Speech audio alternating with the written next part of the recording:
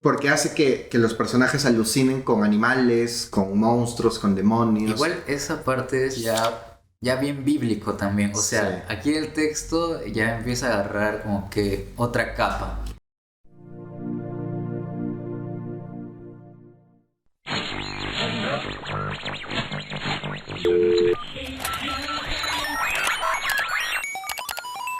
Entra a una nueva dimensión.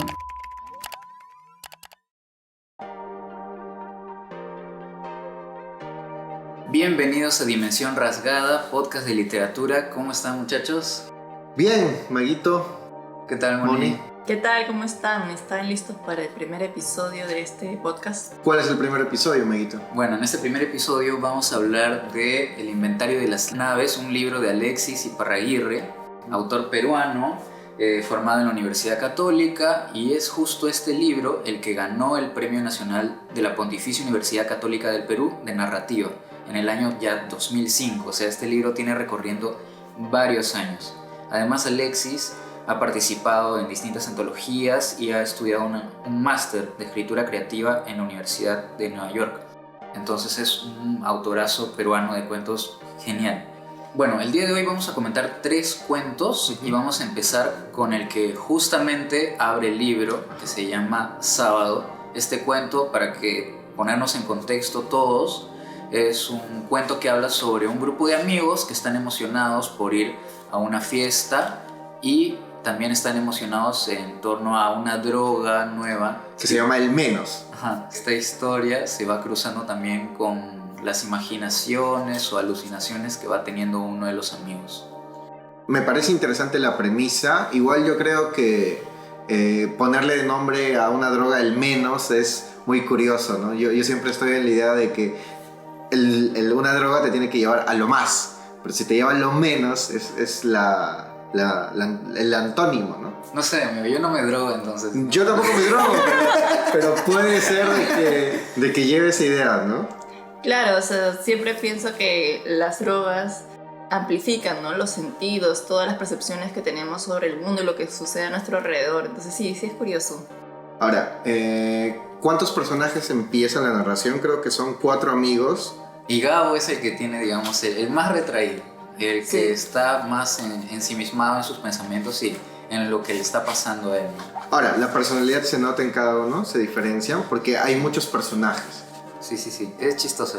Alexis hace algo como que juega también con las palabras, ¿no? Porque ponte, Diego es el que dobla y desdobla, o sea, la D, como que juega un poquito eso para diferenciarlos también. Uh-huh. Ahora, este inicio a nivel técnico creo que tiene esta idea de, sobre todo a partir del segundo párrafo, de oración corta. Por ejemplo, dice: no quiero estar aquí, coma, piensa Gabo, punto. Solo amanecer sin ansias, punto. Se le impone la imaginación un dibujo que dejó sin concluir en el taller, 2 puntos, jaula de pájaros, punto, ¿no? Esta idea del punto que te va marcando un ritmo, ¿no? Sí, me mareé un poco ahí, pero, Sí. pero es justo, mira, cuando yo lo leí sentí un poco esto, que no, como que me perdía un poco entre quién está narrando y quién está como, o sea, quién es el narrador y que de pronto entra el personaje, no sé. Sí, no, Alexis hace ese juego, ¿no? Que confunden un poco al lector, por eso a veces yo cuando comenzaba a leerlos me perdía bastante, sentía que estaba leyendo otra vez a Faulkner, estaba como que, ¿pero quién está narrando? ¿Qué es lo que está sucediendo? Creo que por eso puede ser algo interesante para los lectores que comienzan a querer insertarse en la ciencia ficción peruana. Ajá, porque es como que, claro, no sabes muy bien quién es el narrador, ¿no? Y igual hay un narrador como predominante en toda la historia, pero es bacán ver cómo se mezcla, ¿no? Que de la nada un personaje está hablando en primera persona o que está hablando en diálogo y, bueno, visualmente no está como que el guión así, sino que está todo en un párrafo, lo que le da más como que una onda más vertiginosa también. Hay una herramienta interesante que usa Alexis, que es el uso del doble espaciado, ¿no? Que es el doble enter para que la gente que nos escucha pueda ver, porque estructuralmente se puede ver en el libro que hay un doble espaciado, y creo que ahí delimito también el paso del tiempo, que son minutos en la narración, pero que ayuda un poco para ver quién está narrando, ¿no? Acá Claro, o el cambio de escenario, ¿no? Sí. Primero están el grupo de amigos en la calle a punto de comprar la droga esta del menos. El menos. Y luego cambia de escenario a la fiesta, ¿no? A la casa donde está la fiesta. Hay una sombra que lo sigue. ¿Qué es? ¿Es un drogadicto también? ¿Quién es? Es un ser... O tal vez está en su imaginación. Yo en un momento pensé de que estaba alucinando. O Sí. estaban alucinando. Yo creo que esa sombra... Alucinación colectiva, creo que le llaman. No sé, yo lo vi más al inicio. Yo pensé que esa sombra era más de la mente un poco perturbada de Gabriel. Ajá. Sí. Sí, es Pero verdad. los demás también al final lo ven. O sea, ven que esa sombra no es tan ficticia como parece. Puede ser que también el miedo se vuelva colectivo, ¿no? Ajá. Es como ese miedo colectivo que hay. Pero bueno, igual creo que podríamos chequear un poquito un fragmento. Claro, sí. Vamos a pasar una narración Ujú. del cuento Sábado. ¿Qué es menos?, pregunta Ana María. Fernando dice, es la vaina la más... Había una página web. Era clandestina. No es. La colgaba un tipo que usaba un alias extraño. Se decía Yahvé. Es un chiste estúpido. Preguntas, ¿Yahvé? Y ves si no hay nadie. ¿Y cómo es?, pregunta Ana María. Hay un chino en internet, vivía en Kuala Lumpur, estaba quemadazo. Vio bolas de fuego, torres altísimas y una criatura de 4 cabezas. ¿Qué? ¡Salta, Ana María! Tenía la lengua de estrellas. Cada cabeza era distinta. De león, de toro, de águila y de hombre, con 6 pares de alas y 1000 ojos. 6 pares de alas y 1000 ojos. Está locazo esa parte, ¿no? Ahí ya están bien metidos con el menos, ¿no? Ahora, ¿por qué hace alucinar eso el menos? O sea, ¿qué tipo de droga es? Si podemos pensar, obviamente, como digo, yo no he fumado o no me he metido en alguna droga. Claro, suponiendo. Pero, ¿qué tipo de droga se puede asemejar? Porque tiene unas particularidades, ¿no? Dinos, pues tú eres el experto. No, yo no soy el experto. pero yo creo que, por ejemplo, la marihuana te relaja. Algún tipo de droga te relaja. Pero el menos te lleva a un mundo antiguo. De repente sería la ayahuasca, ¿o no? Nuestro mundo, nuestra peruanidad sería la ayahuasca, ¿no? Pues, ya, mira, yo creo que esa droga del menos podría ser una mezcla como que más ancestral, tipo ayahuasca, mezclado con LSD, una cosa así. Ya. Como que algo más Interesante, sintético, Ajá. ¿no? Ajá. Pero siendo natural. Pero es una mezcla. Conservando entre ese lo aspecto natural. Ajá, y lo sintético. Porque hace que los personajes alucinen con animales, con monstruos, con demonios. Igual esa parte es ya bien bíblico también. O sea, Sí. aquí el texto ya empieza a agarrar como que otra capa. El primer cuento te delimita un poquito cómo va a ser el libro de cuentos o las otras historias, ¿no? Algunos Sí. aspectos que se parecen, ¿no? Porque en los otros cuentos también va jugando un poco con esto de agregar estas capas, ya sea de distintos aspectos teológicos o de cosmovisiones, ¿no? O de espiritismo. No, bueno, no digo espiritismo, pero fácil. Tipo tarot, esas cosas. Sí. Que un poco configura también lo que vamos a ver en las otras historias. Pero, ¿qué te parece si escuchamos la pregunta que le hicimos a Alexis? Bacanazo. ¿Sí? Vamos a la pregunta. Vamos a la pregunta. El primer cuento titulado Sao hace referencia a la situación desenfrenada que viven los jóvenes en la historia. ¿Cuál fue tu intención para colocar ese título fuera de la idea general de celebración que se tiene por el día sábado? Sábado fue el primer cuento que escribí del inventario de las naves a los 21 años. Naturalmente entonces yo solo quería escribir un libro de cuentos, no sabía que se iba a llamar El inventario de las naves. Y es un cuento que he corregido mucho, por lo que la edición final del cuento es muy distinta de aquella versión que escribí cuando yo era una persona que tenía la misma edad que mis personajes. Le puse sábado, desde luego, por este ambiente nocturno de fin de semana, que es un rito que cada generación repite, en la cual todos salimos a la calle a sentirnos un poco más adultos, a tener nuestro propio mundo con nuestras propias reglas en estas fiestas y diversiones que duran hasta el amanecer, donde los jóvenes, que en esa época yo lo era, cometíamos una serie de transgresiones por las cuales nos sentíamos más dueños del mundo. Ahora no solamente era eso, sino sábado también como el punto de vista contrario, en este caso de Gabriel, del pintor, este joven que se siente muy incómodo en medio de todo ese tipo de relaciones que emprenden sus amigos incitados por la fiesta y por la noche, ¿no? Él no encaja, se siente perplejo y sobrepasado. Y eso también es sábado, ¿no? Es la mirada del otro lado. Y este conflicto entre lo que un individuo siente y el colectivo siente tiene una resolución de tipo de cuento fantástico.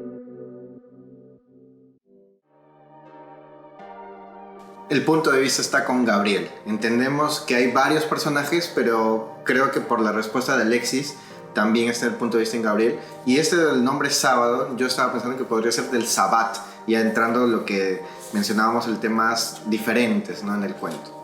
Igual me parece interesante que Gabriel sea como el alejado o el que no está puesto frente a los demás en la misma sintonía. Sí, además su nombre también tiene esta onda Bíblica, ¿no? Gabriel. Sí, Ángel ¿verdad, Gabriel, no? sí. Sí, sí, sí. Y el hecho de que vean, ¿no?, que la cabeza, como dice, 6 pares de alas, 1000 ojos, eso es del Apocalipsis. Sí, me es parece. propio del Apocalipsis. Y que las 4 cabezas son cada uno de los evangelistas, el chiste de Yahvé, ¿no? Como que Las referencias están. están claras, ¿no? Son evidentes. Sí, y ahí justo esas cositas son las que van haciendo que la historia tenga como que ya vaya agarrando nivel. Ahora, Alexis menciona algo en su respuesta que me parece interesante también, es el tema de cuántas veces uno puede escribir un cuento. Creo que él dice que lo escribió por mucho tiempo y muchas versiones, pero no se siente, o por lo menos no parece, ¿no?, de que el cuento esté tan fragmentado. Tal vez en la cantidad de personajes sí, pero yo creo que si el enfoque está en Gabriel, si el lector se guía con Gabriel, creo que encaja, ¿no? Pero igual, ¿cuántas versiones puede tener un cuento o una historia? Tiene cientos esta, parece. Sí, o sea, yo creo que está bien armado, eso sí. Sí está bien armado. A nivel estructural. Ya, sí, o sea, no se nota en todo caso las distintas versiones que pudieran haber existido. Y con respecto a lo que tú mencionas, los personajes, yo también sostenía eso como una crítica porque eran demasiados personajes, pero creo que es una referencia al número 7 como un número cabalístico de repente. Tú habías encontrado que eran 7, porque yo dije al inicio que eran 4, pero creo que cuando se suman y van a la fiesta Claro. son 7, ¿no? Ajá. Por el tema de los 7 días de la semana, por el tema del séptimo día. Oye. ¡Qué loco! O sea, Mira, yo no me había dado cuenta. y así No me podemos había dado pasarnos todo el podcast, todo el capítulo encontrando cuenta. referencias. Mira, me voy a agarrar de eso, de esa referencia cabalística de la cual me acaban de abrir los ojos para pasar al siguiente cuento. ¿Cuál es el siguiente cuento? El siguiente cuento se titula La Hermandad y la Luna, que va sobre tres también, número especial, güey. La Divina Trinidad. Ya, este cuento, La Hermandad y la Luna, va sobre 3 chicos que, digamos, algo así, son como genios, son como superdotados en ese sentido, ¿no? Y están tratando de descubrir un mensaje que al parecer está teniendo uno de ellos a través de como pesadillas. La estructura es locaza del cuento. Además que se resuelve poco a poco a través del tema del tarot. El tarot que en este cuento en especial entra y sale, ¿no? A mí este cuento me ha encantado y creo que es mi favorito. El tema de la estructura. A nivel de estructura empieza con Sueño de Mario, de ahí pasa con Diario de Angélica, etc. Y hay un nivel estructural, un trabajo con la estructura interesante porque nos muestra diferentes puntos de vista de la historia, ¿no? Ahora, creo que hay una idea también de estos niños que son genios y te cuentan una historia desde su lenguaje, ¿no? Sí, yo justo tenía una pega con ese tema porque me parecía un poco probable que unos niños de 12 años, a pesar de que sean superdotados, tuvieran un manejo del lenguaje tal cual, ¿no? Como muy literario. Ahora, pero series como Stranger Things, ¿no? Stranger Things, nos muestran de que sí es posible, porque hay niños que hablan un lenguaje químico, lenguaje de ciencia ficción y interactúa muy bien, creo, ¿o no? Ya, mira, mátenme si quieren. Ya, Ajá. yo no la he visto, no he visto la serie. Ajá. Está en mis pendientes. Todo el mundo lo viste, creo. Oh, claro, ya. Perdona a todo el mundo, no he visto todavía la serie. La veré cuando acabe el episodio. Ahora mismo. Pero sí creo que, claro, tienen esta onda bien como dice Moni, literaria un poco, que creo que también es lo que inevitablemente se transmite del propio autor. Ujú. Pero aún así, sí creo que cada uno de los tres chicos se diferencia un poco en su manera de hablar, por cómo está escrito. Creo que queda claro quién es como el jefe, quién de ellos es el que se preocupa más, o quién de ellos está menos emocional, creo, no sé.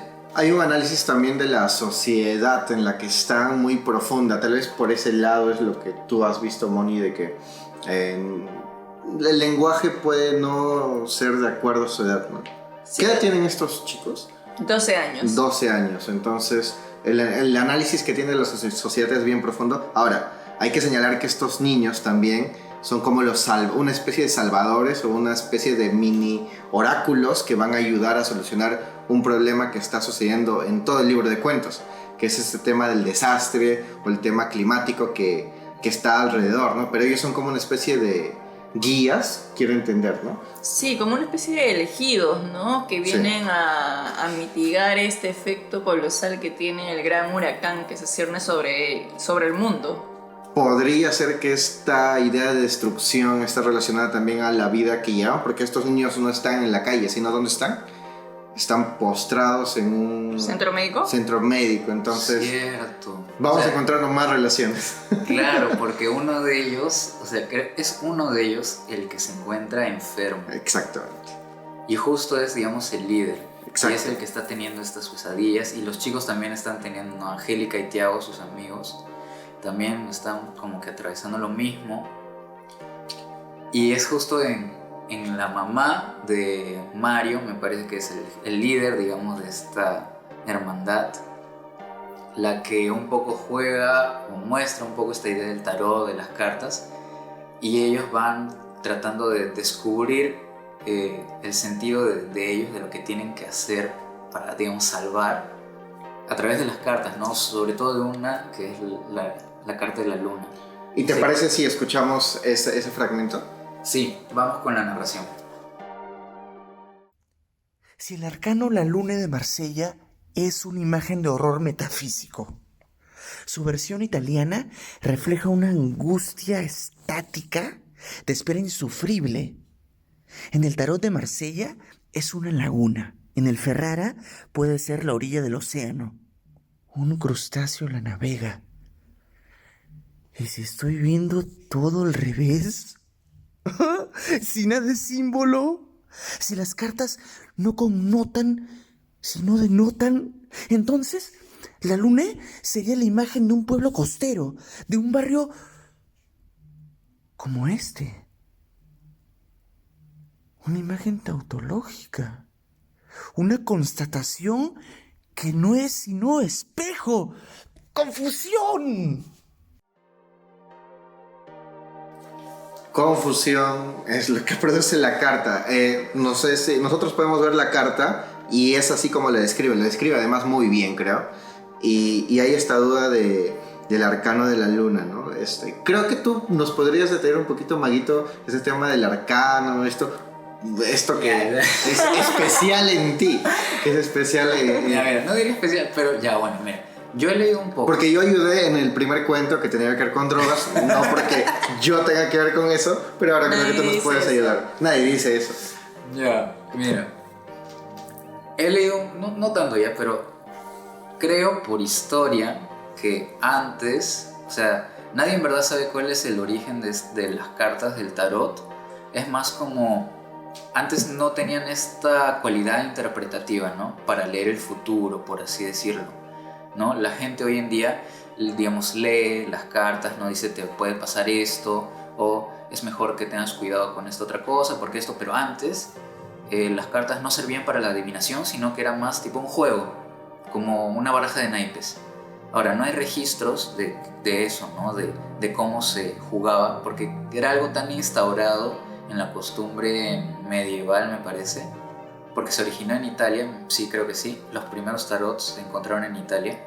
Entonces uno se pregunta cómo es que pasaron de esa cualidad de lúdica a tener una cualidad interpretativa, adivinatoria. Y es cuando se encuentran, creo que los tarots en Italia, se llevan a Francia, y en Francia empieza todo este juego, ¿no? De la adivinación.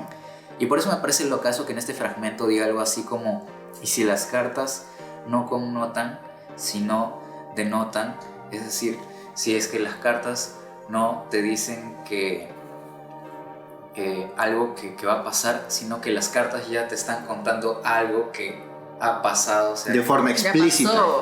Exacto. Y de forma explícita. ¡Ay, qué locura! Es por eso que dice, ¿no? La luna, o sea, la carta de la luna sería la imagen de un pueblo costero, de un barrio como esto. O sea, es la imagen de algo que ya existe o que existió, ¿no? Quizás tenga repercusiones o similitudes con el ahora, por eso habla del espejo. Entonces, como que ahí tiene su gran revelación, ¿no? O confusión, como dicen en el cuento. Ahora, después de tu gran explicación, creo que esta cátedra de lo que son las cartas o el tarot, me gustaría escuchar un poquito a Alexis, ¿qué piensa? ¿Te parece si vamos con eso? Vamos con la pregunta.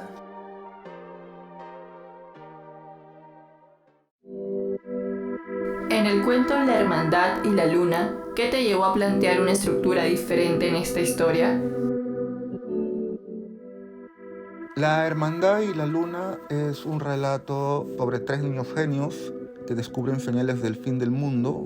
Lo descubren a través de medios esotéricos, las cartas, los sueños, las visiones premonitorias, pero igual son señales que los afectan íntimamente, que los confunden, que los perturban. Y entonces la historia es el seguimiento que cada uno de estos chicos hace de las señales que tiene a su alcance. Y por lo tanto son 3 voces distintas, y para diferenciarlas mucho desde el comienzo se me ocurrió asignarles formatos muy diversos, ¿no?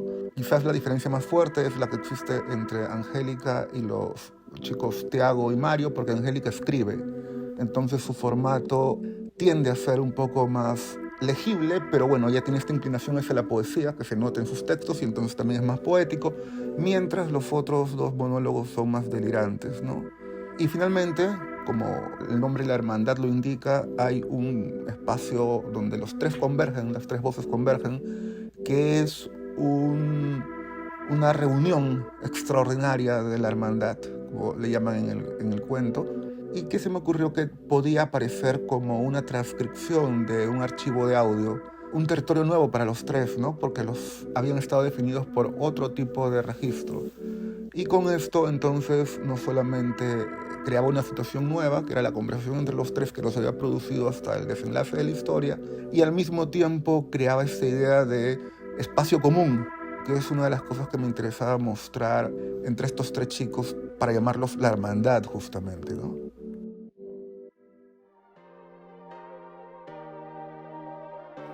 Aquí también hay una idea de varios personajes, ¿no? Son menos que en el anterior, pero hay varios personajes. Y aquí creo que sí está, como dice Alexis también, la diferencia entre cada uno, ¿no? Angélica tiene una forma de comunicarse diferente, que es a través del lenguaje o la escritura, y los otros tienen una locura o una sensación más de llevarse la idea principal o de ganar, ¿no?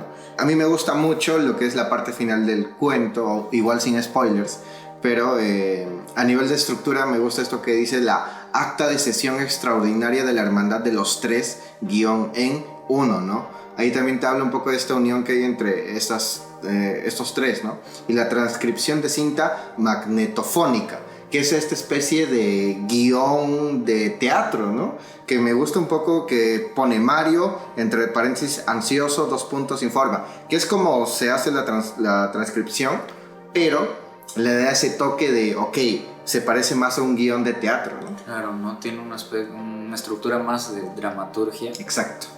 Y sí, este cuento en especial juega con las estructuras, con la manera en que está contado, ¿no? Esta parte, como dices, como transcrita como si fuera un guión de teatro, luego apartados que son más tipo diario, otros que son más ya narración.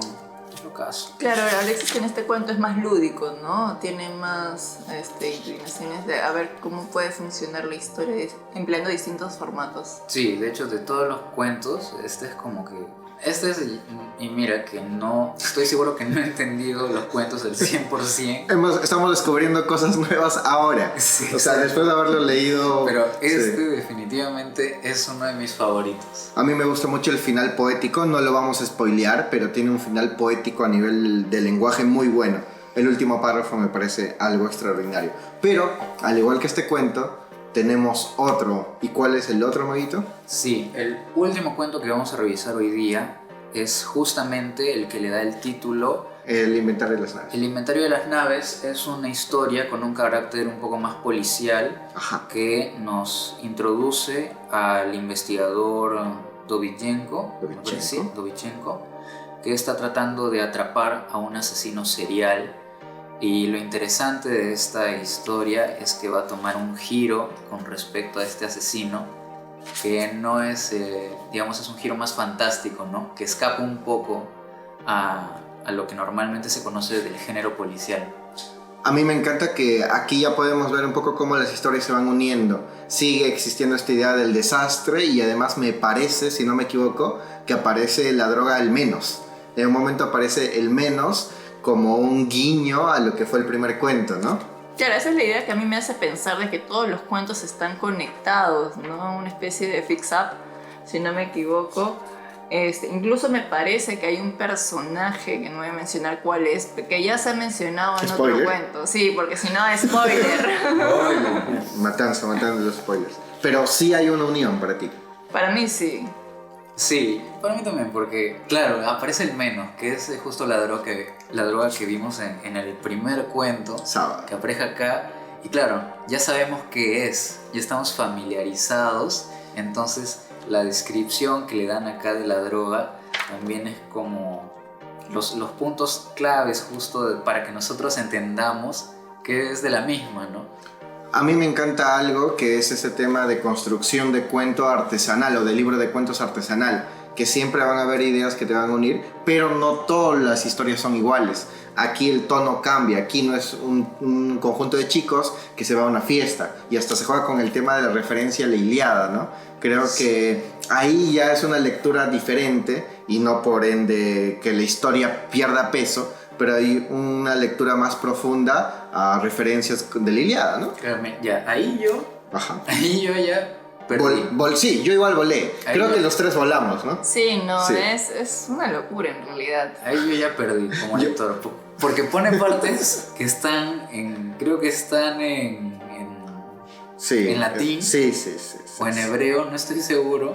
Y digo, Pero ok. ni te animas a leerlo, o sea, porque... O sea, ni ¿qué siquiera vas a lo copio entender? en el traductor de Google porque Sí. no me va a salir qué es, ¿no? Y son un conjunto de fragmentos. Griego sí. clásico. Sí. Son caracteres que no tienen, por lo menos, un sentido fónico, ¿no? Que podamos relacionar directamente. Pero es interesante igual que lo pongan porque te da esa referencia. Yo hace poco leí La Divina Comedia y la traducción y es en verso y todo muy bien, pero hasta me cuesta entender una historia tan asequible como la Divina Comedia. Pero utilizar a la Ilíada para poner referencias dentro de un cuento policial, dentro de un libro de cuentos de ciencia ficción, Que además le da un giro fantástico. y que complementa un poco las demás historias porque ya entrando al arco final del libro, wow, o sea, el nivel de complejidad y de trabajo está, ¿no? Cosa que no creo que le quite mérito a alguien que se quiera aventurar a leer este libro, porque es recomendable, pero creo que sí lleva un nivel diferente de lectura. Hay niveles de lectura como el primer nivel de que, ok, entiendo la historia va de alguien que busca algo y lo encuentra o no lo encuentra. Y hay otros niveles donde identificas al personaje, identificas a sus acciones y a lo que nos motiva. Y hay otro nivel de lectura donde ya identificas las referencias, los guiños. Y que ya es un nivel de lectura profundo, ¿no? Pero eso es al tercer, cuarta o a la quinta vez que uno lee el cuento, ¿no? Pero la sexta en mi caso. y O aún así décima no tal termina. vez. No, sí, tú puedes leer una y otra vez y sigues encontrando nuevos guiños. Por ejemplo, o sea, ahorita conversando con ustedes me he dado cuenta que los personajes en los distintos cuentos que hemos mencionado siguen siendo números cabalísticos, ¿no? O sea, en La Hermandad y la Luna eran 3, aquí son otros 3. Sí. Entonces Sí. tiene como que esas puntadas bien precisas, ¿no? De alguien que quiere hacer algo adrede y a ver si captas o no captas el guiño. Otro guiño que yo también encuentro y que me parece espectacular y que están en estos 3 cuentos que hemos comentado, pero también están en todo el libro de cuentos, que es el tema del clima. Fuera de que sea algo que destroce o no, o que haga un daño, está presente. En el primero estaba con este tema de lo que se aproxima, en el segundo estaba con el tema de la ventana, que aparece también casi al cerrar la historia, y aquí aparece el tema del cambio climático, que aparece al inicio del cuento, ¿no? Entonces el tema del clima, muchas veces en narrativas se dice que el clima no, porque no suma, pero aquí creo que sí, porque sí es importante acá. Es casi un personaje Es adicional. casi un personaje el clima, porque aparece en momentos importantes. Aquí aparece al inicio, en los otros 2 casi al final. Claro, Entonces, a mí me da más como una sensación, sí, que es justamente lo que hace el clima físicamente a alguien, ¿no? Y es bacán porque, claro, el libro no está dividido como que estos cuentos son cuentos antes de una tormenta, o sea, estos son... de forma explícita no. No, o sea, por eso para mí es más como una sensación, ¿no? Esto que hablan del clima. Ahora, uniéndolo esto con la idea del tarot, que es también sensaciones o ideas, se mezcla con el tema de lo que va a pasar o puede pasar en una historia, ¿no? Ahora, ¿podríamos escuchar un fragmento de esta historia? Sí, vamos con la narración. Llovió intensamente toda la noche. En un momento impreciso de la madrugada, cortaron la luz eléctrica. El golpeteo metálico de la lluvia en los tejados no dejaba dormir a Dovichenko. En la oscuridad, imaginó que el asesino entraba a matar a su hermano. Su visión no le daba silueta, pero lo intuía como una soga o una daga húmeda al alcance de los dedos. Despertó sudando, atascado en su mismo vaho, con una sensación de saliva amarga en la boca. Dovichenko, no sé cómo se pronuncia, pero es un gran nombre para un protagonista. Creo que está bien puesto el nombre. Y además acá habla, o sea, se sienta la diferencia con el tono del primer cuento y del segundo. Acá ya no son jovencitos o no son niños. Acá son personas adultas que se están jugando algo más que una idea para hacer algo. Acá ya es algo serio. Creo que eso es lo que más me gusta a mí del cuento. Creo que el género. Sí. Porque Sí. a mí me gusta bastante, ¿no? Policial. Policial. Ahora, es una mezcla entre policial y ciencia ficción. Claro, tiene tintes teológicos, ¿no? Sí. Claro, eso le agrega otra capa de complejidad al asesino serial, a la persecución, a todo lo que le está pasando, ¿no? Pero me gusta mucho a mí personalmente esta parte introspectiva, ¿no? En la que vemos cómo el personaje se encuentra enfrascado en una esquina, en un Encrucijada. bloqueo, en una encrucijada y ya no sabe hacia dónde ir, ¿no? No sabe cómo atraparlo. Creo que es justo esos momentos en el género policial que a uno lo enganchan más, ¿no? Ahora, yo siempre pienso en esta idea de que uno tiene que ver qué género predomina, porque no pueden estar todos los géneros a un mismo nivel. Entonces yo creo que el tema policial queda relegado al tema de la ciencia ficción, o si no a otro género, ¿no? Pero igual está presente por la temática, ¿no? Y es interesante cómo todos los géneros se mezclan, o los que hemos mencionado se mezclan, y funciona. Funciona la idea de mezclar las referencias y también lo que nos quiere contar. ¿Te parece si pasamos con la pregunta que le hicimos a Alexis? ¿Crees que el cuento El inventario de las naves tiene como intención animar al lector a investigar más en la literatura, o es más la historia como el placer de jugar y disfrutar elementos más complejos? El inventario de las naves fue el cuento que escribí al final, y lo escribí por 2 motivos al final, ¿no? Primero, porque no sabía cómo articular todas las cosas que tenían que pasar en ese cuento, para mí es un cuento central, no solamente por la posición que ocupa, sino por la manera como dinamiza a todos los otros cuentos en un solo armado, ¿no? Yo creo que tú quitas el inventario de las naves del centro y los cuentos podrán ser misteriosos, excitantes tal vez, pero la idea de unidad en mucho se juega en ese cuento, ¿no? Y por lo tanto, desde luego, el cuento es una historia de detectives con muchas cajas chinas y trucos y datos ocultos y este crecimiento de la atmósfera de thriller oscuro que al final va a terminar siendo la entrada al mundo insólito y fantástico de lo que ocurre después de que caen los huracanes en el barrio. Pero a mí lo que me interesaba era que el inventario diera unidad como una especie de columna vertebral a toda esta perspectiva oscura y pesimista que se maneja a lo largo de todo el libro, ¿no? Porque finalmente, ¿a quién pueden remitir los personajes que tienen desventuras todo lo que les ocurre en los diferentes cuentos? A la mala suerte, a la fatalidad, a Dios. Y entonces, por eso el inventario de las naves también es un cuento sobre la naturaleza de Dios y un poco existencialmente sobre el sentido de la vida, ¿no? Ahí encontramos algo más, que es el tema del thriller. Agregó también el tema del teológico y el tema de existencial. Creo que condimentos tiene, la salsa está lista y los ingredientes están puestos para hablar de un cuento que fusiona, creo, varias partes del libro. Ahora, le da nombre, como él dice, al libro de cuentos porque también une las demás historias, ¿no? Me parece que es la historia más concisa, pero además es la historia que se ve un poco el manejo de lo que está en las otras.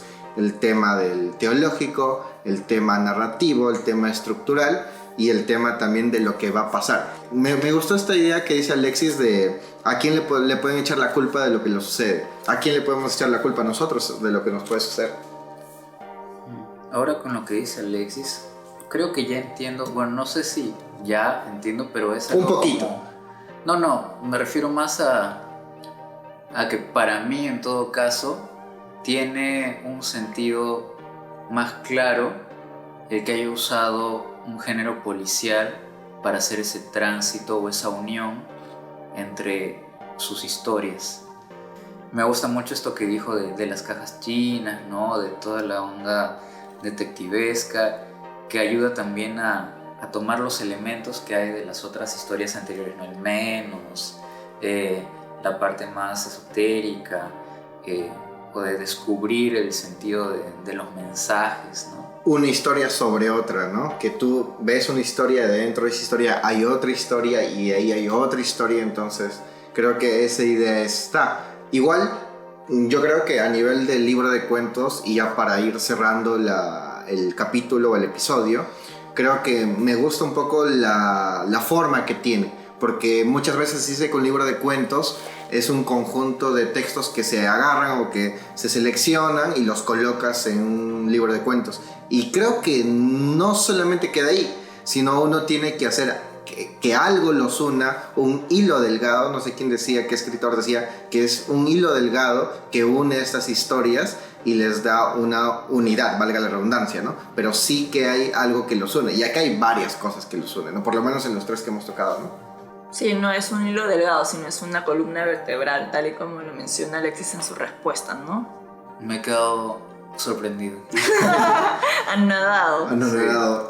Igual podríamos recomendar cómo conseguir el libro.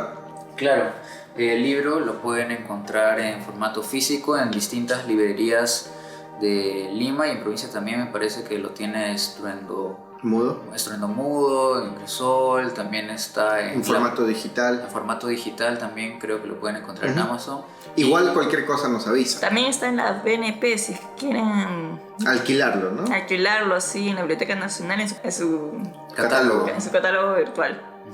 Y incluso si les interesa más del autor, tiene, me parece, otro libro que también lo pueden encontrar a muy buen precio en una librería. Creo que es La Popular. Sí, también. Sí, súper genial. Ahí muy buenos textos. Y por supuesto Alexis es un gran escritor. Y agradecemos a Alexis por darse el tiempo de responder nuestras preguntas. Por supuesto, agradecemos a Alexis por haber respondido nuestras preguntas, por haber sido tan amable, y también agradecemos a Santiago, a Gabriel y a Luis Miguel que nos ayudaron con las narraciones el día de hoy. Muy buenas narraciones que nos ayudaron a meternos en la historia.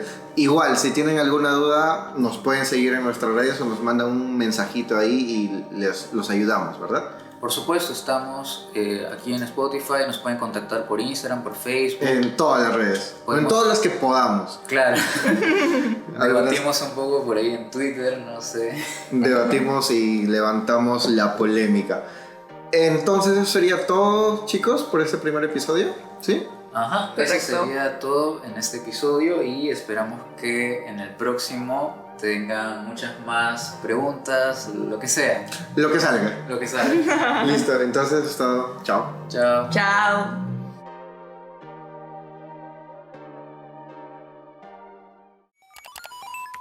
Transmisión finalizada.